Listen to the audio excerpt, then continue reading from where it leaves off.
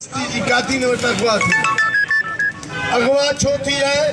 उन्हें सबब उन्हें मदर बुधाया उन्हें सादात उन्हें सैयद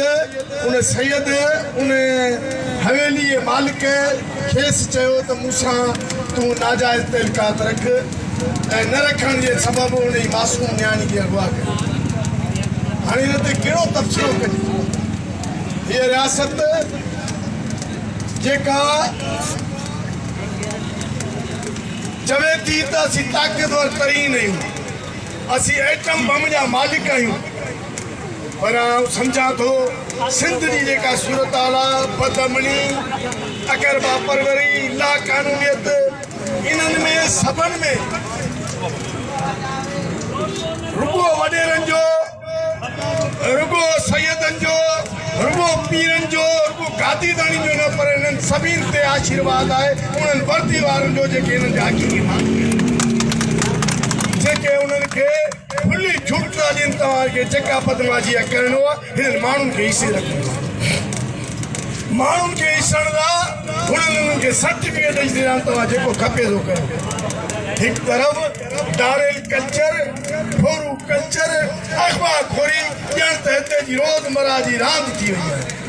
सॼी सिंध में मोटरसाइकिल प्यारे सां कोन थो खणी सघिजे शहर खां ॿाहिरि निकिरूं था असांजूं ज़िंदगियूं महफ़ूज़ न आहिनि असीं चऊं त बाबा 7 साल थी विया आहिनि अयूब कांदड़े के आज़ाद करो उनके वर्दी पोश्तारे लगवा करे चवन था मुल्क दुश्मन है असी चऊं हिदायत लोहार जा कातिल जेके सीटी टीवी ज़रिए उन जा फोटो असां खुद ज़ाहिर कयल असांजी क़यादत में ज़ाहिर कयल पुलिस दात कया आहिनि थियण त ईअं खपंदो जो कातिल जा पहिरां FIR के पुलिस जे खणण खपंदा पर बावजूद उन्हें जैसे CCTV या फुटेज दिया अच्छो कारो मोन चोर जो उन कत्ल कंदड़े दायरा मो पर उनके उन्हें पैरोकारी थी माना उन जे पोया भत के जान क्या गाल कर जो सब हले पो 7 साल वो सारो मासूम छोकरो सुहेल रज़ा भट्टी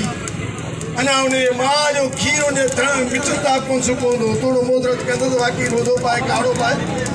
तो दिल में बुगला कुछ मिली बट गालियों आ शेयर करो उनके 8 साल थी आना ताईं ज़ाहिर नथो करे ते तरह वरी धाड़ेलन के छूटा है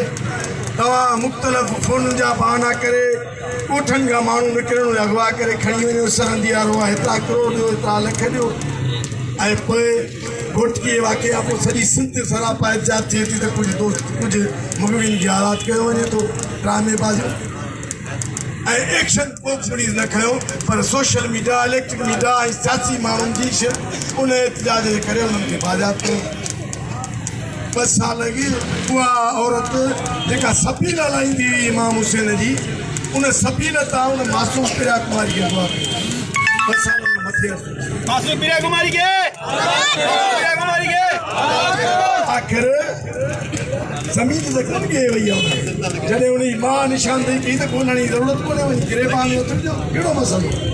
पर छाकाणि मूं पहिरीं चयो त इहे सभु उन्हनि जा पालियल आहिनि ऐं सभु उन्हनि वर्दी वारनि जा जुतियूं चटींदड़नि उहो पीर हुजे वॾेरो हुजे रईस हुजे सभु उन्हनि जी जुतियूं था चटीनि उन खुली चुटा जे खपे थी असां सम्झूं था ऐं प्रिया कुमारी आज़ाद करण कोई वॾो इशू कोन्हे हिननि पर हे नथा चाहिनि छाकाणि त आवाम हिकु तरफ़ त उहे असांजी क़ौम जी न्याणी बि आहे ॿिए तरफ़ उहे गैर मुस्लिम जे हिसाब सां उन्हनि खे इन क़िस्म जी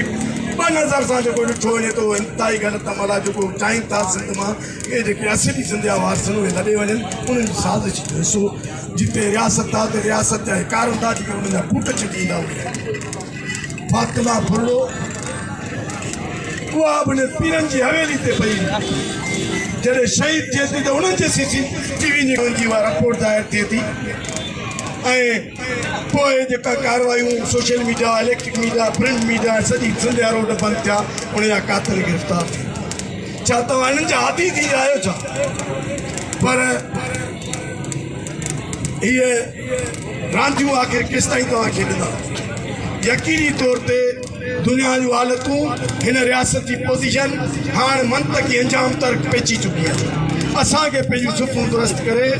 असां सम्झूं त दुश्मन केरु आहे दुश्मन जो साथारी केरु आहे उन्हनि सां असांखे जहिड़ो सिधो ग्राउंड ते करिणो पवंदो electric media print media social media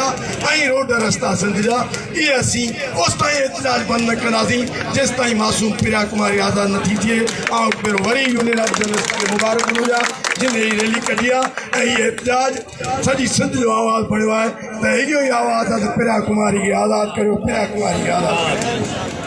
महिरबानी